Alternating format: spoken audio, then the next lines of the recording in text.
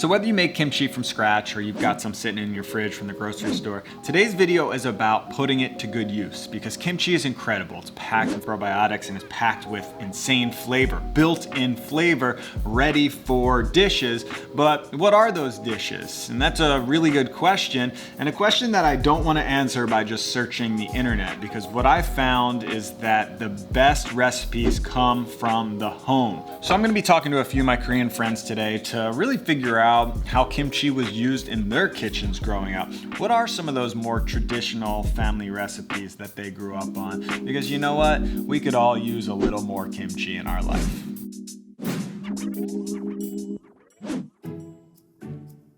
My first question is, who was doing most of the cooking in your household growing up? So growing up, my mom was the main cook in the house. We tried to help out a little bit, my dad a little bit, but definitely my mom took the reins most of the time. Was it breakfast, lunch, dinner? Was it always Korean food? What was kind of the general flow? Yeah, I mean, it was definitely mostly Korean food, but obviously my mom wanted to cook us what we like to eat. Good old American kid lunches with sandwiches and chips and fruit. Maybe the difference there was like my fruit was like sliced perfectly, put into Ziploc bags and like packed into my thermos lunchbox. And I was like, Mom, you don't have to peel the oranges for me. Like, I can do that at school, you know? But that's like presentation, you know, you come with the fresh fruit ready to go. That's exciting. And I feel like if you're a kid or if you're on the move, if you're working and like you're staring at this orange that you gotta peel now after you have limited time for lunch, you're just like, put it aside for later. But you could just save it for now, snack on it later. It was perfect. So how big of a role did kimchi play in her cuisine, in her cooking? I would say that kimchi is something where like there's the whole camaraderie of like making kimchi back in the day too. It was like, you know, the neighborhoods got together, each family had their own kimchi making day, so it was like a thing. It's like a harvest day.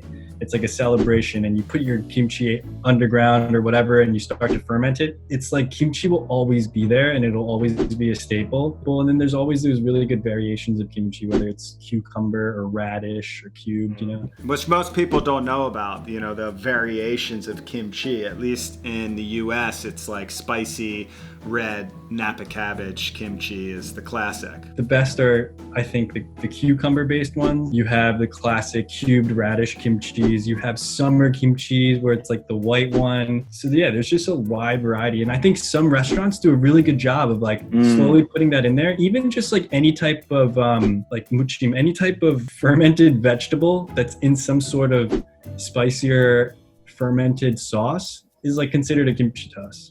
So for you, you know, how was your mom actually using it? I'm guessing there was times where she was just serving it on the side with rice, and then there were times when she was actually making it into a meal. Besides from being a panchan, whenever she wanted to use the kimchi as the main ingredient, I think obviously one of the best go-tos and that everyone in the family will like is kimchi fried rice, especially when you have a batch of kimchi that might be a little more sour for everyone's taste. You know, you cut it up with a scissor and then you fry it up with the rice. It's the easiest meal. You could do it in like 10-15 minutes, which I'm sure you've done so many times. Always make an omelet for the top.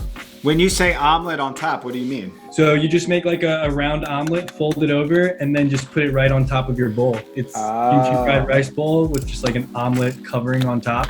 And then I just like to drizzle the ketchup on there. And that's controversial, like our whole cheesesteak. Does a cheesesteak need ketchup? Don't even try to bring that up. Yeah, sounds good. That's like another heated topic. It's a fan favorite. Like, you can't go wrong. It's so easy to make that if it's like sitting around the next day in the fridge, like I'll just eat it cold, throw some more ketchup on it, eat it cold. All right, and as far as like, were there any more substantial dishes that use kimchi that were, you know, pretty pivotal for you growing up? So growing up, and something that I love right now is whenever my mom makes me scallion pancakes with kimchi or other type of Korean pancakes with kimchi. You know, Korean pancakes are really simple. They're just made out of flour, water, and egg, and you add the scallions, and that's what people are most familiar with.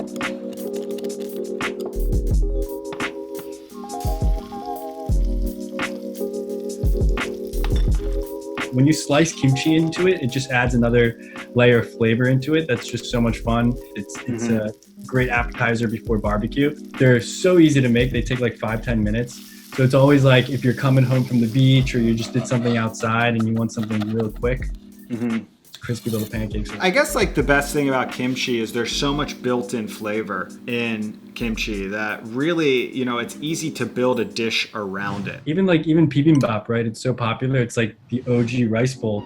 It's just a bunch of different kimchis and different vegetables all put into a pot and mixed up. And it's like the greatest dish ever. Like, people love it.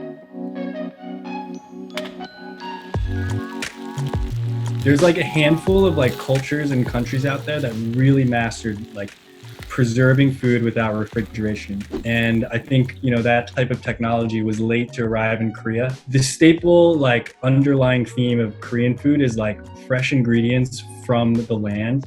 Like whether it's a mountainside and you have all these special mountainside vegetables that you create kimchis out of, or it's your Napa cabbage you're making kimchi out of. But it all like began with, how do we preserve food? We got to ferment it. We got to put it underground. We got to combine it with vegetables that'll make it last. Which is so interesting because now you have a cuisine kind of coming back around where like they were late to the game with technology. Because of that, you know, the cuisine thrived in these other ways that now people are catching on to. And all of a sudden, Korean cuisine is one of the most popular cuisines in the world now, which is like happened over the last few decades. Is that kind of crazy for you to see just how popular it's gotten? It's really cool to be part of the culture and witness it grow, like from within, because obviously with like Korean diaspora and the immigrant experience, like my upbringing at home was probably much different than other people in my neighborhood.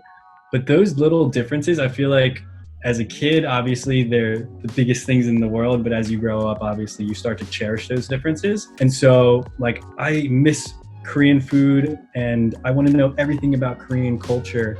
And it's amazing that not only can people do it today with like K-pop and music and culture, but they can do it through food. And I think that's really the most important thing. Who was doing the cooking in your household growing up? So growing up, my mom worked a ton. And until the age of 8, my grandma lived with us. So she was doing most of the cooking that I remember from my early childhood days. And then when she moved out is when my mom stepped up and would cook us dinner all the time. So as far as kimchi goes, what role did kimchi play in your childhood, in your mom's cooking, in your grandmother's cooking? Just, it was a family affair, right? My grandma would buy bushels and bushels and bushels of cabbage, and we would go down to the basement and then we would just make it together.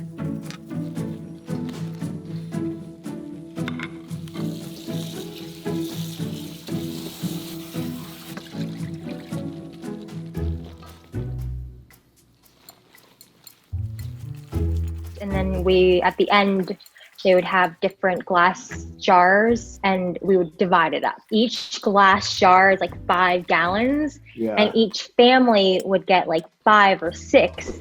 And there's like 5 or 6 different families. The basement was crazy. As far as the main dishes that, you know, your mom and your grandmother were using kimchi in, what were the staples in your house? So traditionally, my mom would make one main dish.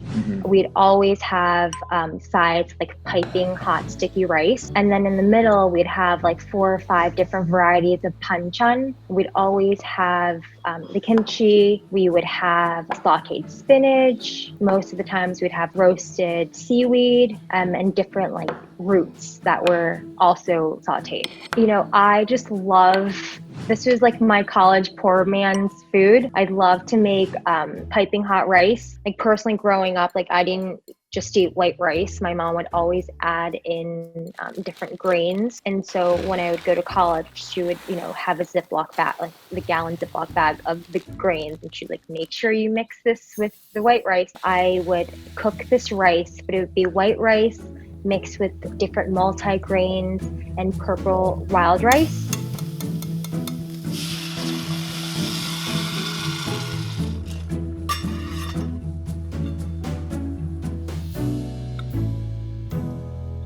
And I would add a tablespoon of soy sauce, a teaspoon of sesame seed oil, mix it up, put that to the side. And then I would make a fried egg over easy.